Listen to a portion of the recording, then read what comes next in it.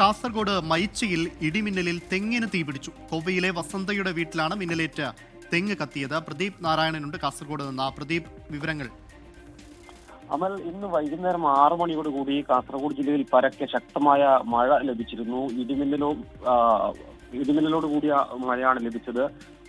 പല സ്ഥലങ്ങളിലും ചില നാശനഷ്ടങ്ങൾ ഉണ്ടായിട്ടുണ്ടെന്ന് പറയുന്നത്. ഇപ്പോൾ ഈ വീഡിയോയിൽ കാണുന്നത് ഭീകരമായ ഒരു ദൃശ്യമാണ്. ഇടിമിന്നലിൽ തെങ്ങിന് മുഴുവനായി തീപിടിക്കുന്ന ഒരു സാഹചര്യം. ആ ദൃശ്യങ്ങളിൽ കാണുന്ന പോലെ തന്നെ ആ തീ താഴത്തോട്ട് ഒരു ഓടിട്ട കെട്ടിടത്തിന് മുകളിലേക്ക് വീഴുന്ന ഒരു സാഹചര്യമുണ്ട്. എന്തായാലും നാട്ടുകാർ ഉൾപ്പെടെ ഓടിയെത്തി തീ അണക്കുകയായിരുന്നു. മറ്റ് അപകടങ്ങളൊന്നും സംഭവിച്ചിട്ടില്ല. എന്തായാലും ശക്തമായ ഇടിയും മിന്നലോടുകൂടിയ മഴയാണ് ഇന്ന് വൈകുന്നേരത്തോടുകൂടി കാസർഗോഡ് ജില്ലയിൽ പരക്കെ ലഭിച്ചത്. അമൽ, ശരി, പ്രദീപ് നാരായണനാണ് വിവരങ്ങൾ നൽകിയത്.